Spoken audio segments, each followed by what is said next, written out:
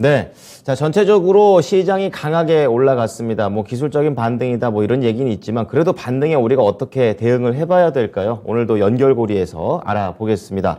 유안타증권의 송태현 과장의 의견을 들어보겠습니다. 과장님, 안녕하십니까? 네, 안녕하세요. 네. 자, 오늘의 연결고리 주제 보여주시기 바랍니다. 기술적인 반등인가? 베어 마켓 랠리의 시작인가? 자, 어쨌든 둘 다 마음에 드는 단어는 아닌 것 같습니다. 시장 어땠습니까? 그럼에도 불구하고 시장 상당히 좋았어요. 그랬죠. 예. 지난주 금요일 날 보게 되면은 하락 종목수를 손가락으로 세야 되는 정도의 대부분의 종목들이 다 올랐다라고 보시면 될 것 같고요. 네. 다우지수에서는 2개가 하락했고요. 나스닥 100에서는 10개, S&P 500에서는 500개 중에 한 20개 정도.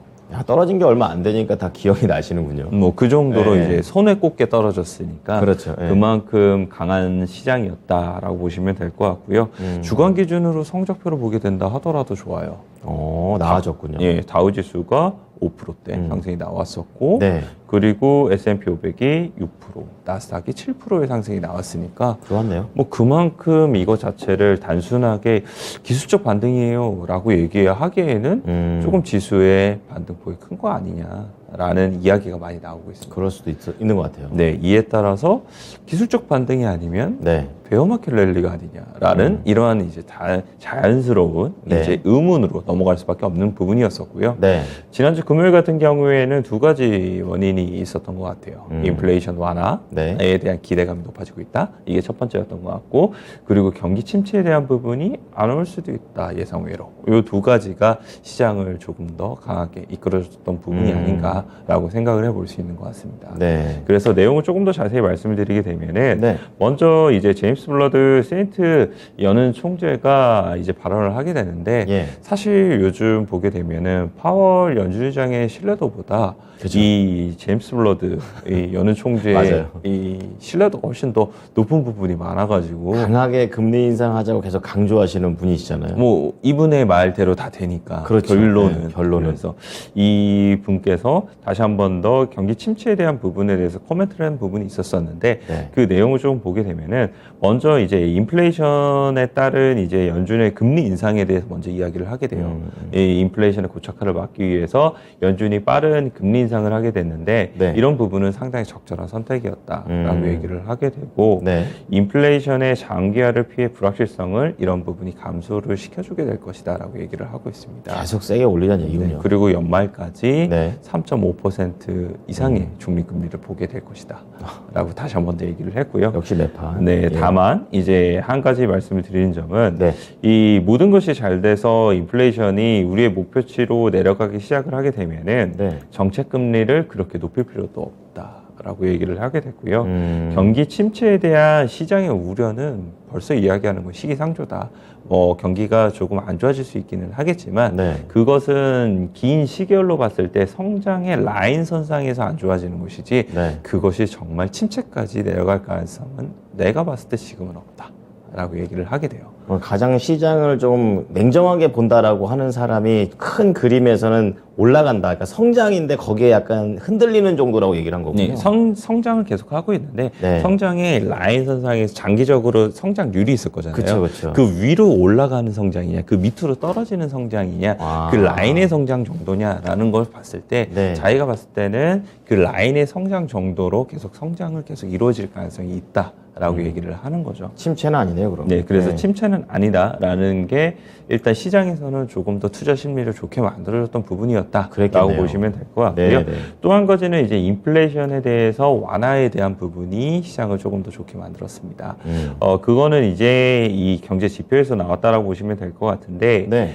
미국 6월 미시건대 소비자 태도 지수가 발표를 하게 돼요. 네. 이 여건 지수를 보게 되면은 58.4에서 50이 나오게 되면서 사실 좋지는 못했습니다. 그랬죠. 이 예비치라든지 아니면은 월스트리트 저널에서 컨센서스를 하회를 하는 부분이 있었었는데 네. 이 기대 인플레이션 쪽에서 상당히 이 긍정적인 이 신호가 나왔던 부분이 있었습니다. 기대니까 이제 앞으로에 대한 인플레이션 생각인 거죠. 네, 예. 앞으로 인플레이션이 얼마나 올라가겠느냐라는 부분에서 수치상으로 조금 이제 하락이 되게 되면서 인플레이션에 대한 압력도가 조금은 낮춰지고 있는 것이 아니냐? 꼭대기 아니냐, 이런 이제 거군요. 이 기대감이 높아졌다라고 보시면 될 것 같고요. 네. 이 12개월 기대 인플레이션율을 보게 되면은 원래는 예비치가 5.4였었는데 이것이 5.3으로 내려가는 부분이 있었었고요. 네. 5년 기대 인플레이션율을 보게 되면은 예비치가 3.3이었습니다. 네. 그런데 이 3.1로 내려오게 되면서 이런 부분이 이 예비치보다 조금 떨어지기 시작을 하게 됐네. 그리고 지난 10개월 범위대인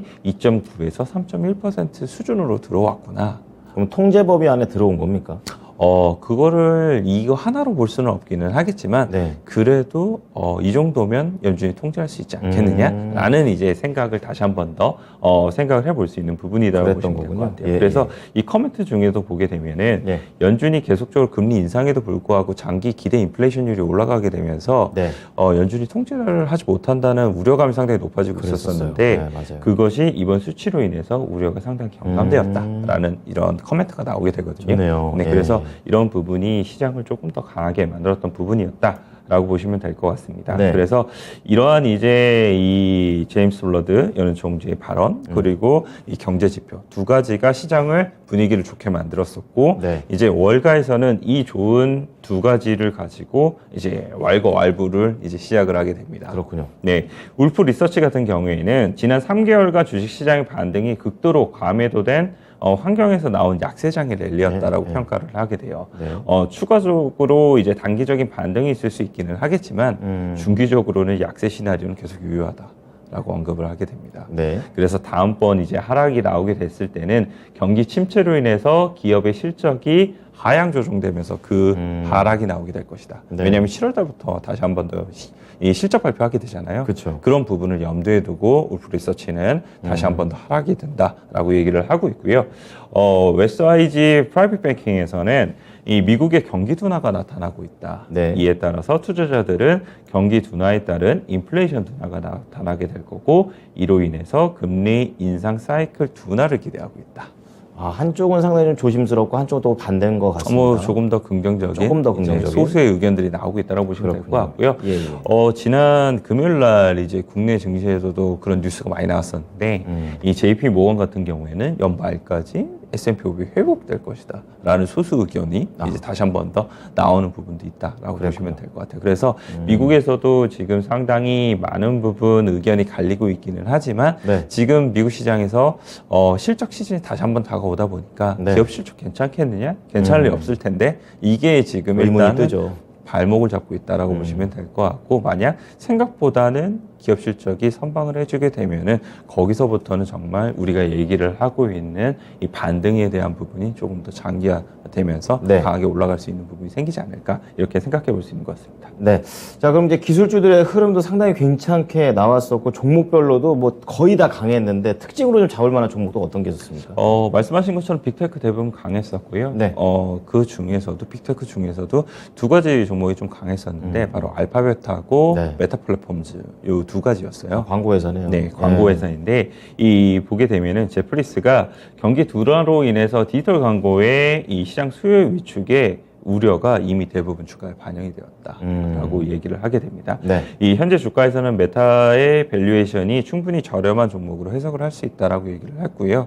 이 러셀 1000 가치 지수에 넷플릭스하고 네. 메타하고 페이팔 홀딩스가 지수 편입이 이번에 됐습니다. 그렇군요. 뭐 그만큼 이제 많이 하락을 하게 되면서 뭐돈 버는 것 대비 지금 주가는 많이 빠져 있다라는 싸다. 것을 그렇군요. 이제 언급을 했다라고 보시면 될 것 같고요. 그렇군요. 예. 그 외에 이제 종목을 보게 되면은 이제 필라델피아 반도체 지수 우리 쪽 봐야 되니까. 그렇죠. 예. 네, 필라델피아 반도체 지수가 오랜만에 큰 폭으로 상승이 나왔습니다. 한 그렇더라고요. 4.4% 정도의 상승이 나오게 되고 이 마이크론 테크놀로지 역시나 한 4% 정도의 상승이 나왔는데요. 네. 이 웰스파고에 대한 의견 자체는 금요일 날 나온 의견은 아니에요.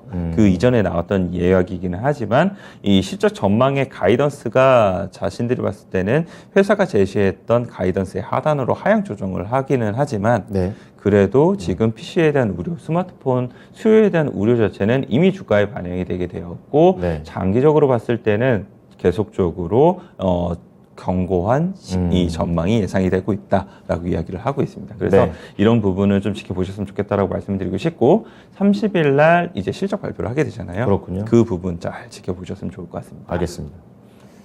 자, 그리고 종목 중에서 이 기술주, 반도체 좀 체크를 해봤고요. 또 이날 또 크루즈 관련된 종목도 굉장히 강했던 걸로 알고 있는데 이 부분도 좀 간략하게 정리해 주세요. 네, 크루즈 관련된 종목들은 두 자릿수 정도의 상승세가 나왔는데 셌네요. 결국은 지금까지의 실적은 안 좋았는데 앞으로. 의 예약률이 올라가고 있고 기대에 대한 이 예치금이 급증을 하고 있다. 리오프닝 이쪽이군요. 그렇게 되면 결국은 좋아지게 될 것이다. 이런 부분이다라고 보시면 될 것 같고 네. 경기 침체 둔화 우려가 조금 희석이 됐잖아요. 그렇죠. 그렇게 되면 이 서비스에 대한 소비 역시나 늘어날 수 있다. 이 두 가지가 겹치면서 강했다라고 보시면 돼요. 그래서 이 크루즈선뿐만 아니라 이제 항공이라든지 예. 아니면 여행 관련된 종목들도 상당히 강한 부분이 있었습니다. 네. 자, 이날 시장에서 기술주의 강세 그리고 일부 이제 소비를 하게 되는 이런 거 관련된 종목들이 강하게 움직였었는데요. 오늘 연결고리에서는 이 종목에 한번 초점을 맞춰봤습니다. 종목 공개합니다. 자, 오늘 연결고리의 종목은요. 네. 또 대표적인 또 성장주입니다. 네이버 쪽에 포인트를 잡으셨는데요. 좀 자세히 들어볼게요. 투자의 아이디어는 메타플랫폼과 똑같습니다. 광고. 디지털 광고, 예. 이런 수요에 대한 부진, 이런 부분이 이미 네이버에도 주가에 반영이 많이 되어 있다. 그렇기 때문에 네. 이 어느 정도의 성장성의 둔화가 완료가 되게 되면은 네이버의 지금 주가는 너무나 많이 내려와 있기 때문에 접근을 해볼 만하다라고 생각을 해볼 수 있는 부분인 것 같고요. 일단 수급상으로도 보게 된다 하더라도 목요일부터 기간에 수급이 강하게 지금 들어오고 있습니다. 그래요? 금요일 같은 경우에는 상당히 강하게 들어왔거든요. 그래서 그런 부분 좀 지켜보셨으면 좋겠다라고 말씀드리고 싶고요. 네. 실적에 대한 측면을 말씀을 드리게 되면 2분기까지의 실적은 1분기를 기점으로 해서 나아지는 모습이 나오기는 하겠지만 숫자 자체가 어마어마하진 않아요. 그렇기 그래요? 때문에 실적을 모멘텀으로 삼고 싶으신 분들은 하반기로 갈수록 조금 더 좋아지는 부분이 있다. 이 정도로서만 보시면 좀 될 것 같고 네. 비즈니스 모델에 대한 부분을 말씀을 드리게 되면은 커머스 사업 부분에서는 쇼핑 라이브라든지 아니면 브랜드 쇼핑 관련돼서 유명하죠. 수수료에 대한 수익 부분이 조금 더 높은 쪽에 커머스를 더 많이 이제 실행을 하고 있다라고 보시면 될 것 같고 그렇군요. 이 네이버 이제 이 회원제가 있잖아요. 네. 그게 그 회원제가 구독 경제로는 이제 1000만을 달성을 하게 됐습니다. 그렇군요. 사실 뭐 1000만까지 달성한 이제 이 구독 경제가 많이 없는데 국내에서는 네. 뭐 달성을 했다라고 보시면 될 것 같고 의미가 또 있네요. 이 관련돼서는 단순하게 회원에 대한 이제 회원료로 네네. 생각을 하기보다는 네. 관련돼서 이제 활용이 될 수 있는 뭐 네이버 페이라든지 아니면 웹툰에 있어서 쿠키라든지 그쵸. 더 활용도가 높아질 수 있는 부분이 많기 때문에 확장이 되는 네, 거군요. 확장성에서 대한 부분이 상당히 좋을 수 있다라고 보시면 될 것 같습니다. 그리고 마지막으로 이제 컨텐츠 관련된 부분 말씀을 드리게 되면은 컨텐츠 관련된 부분은 적자기는 해요.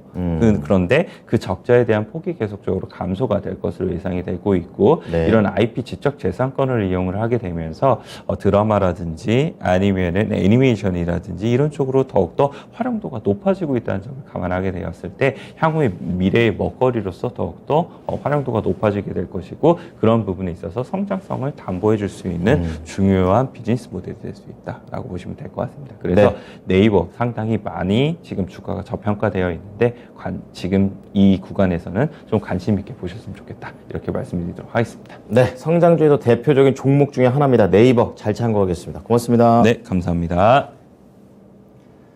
네, 지금까지 유한타증권 송태영 과장과 함께한 연결고리였습니다. 지금까지 투자 판단에 도움이 될 수 있는 정보를 제공해드렸습니다. 하지만 특정 종목의 상승과 하락을 보장하지는 않으니까요. 이 부분 참고해 주시기 바랍니다. 오늘장 성공 투자하십시오. 고맙습니다.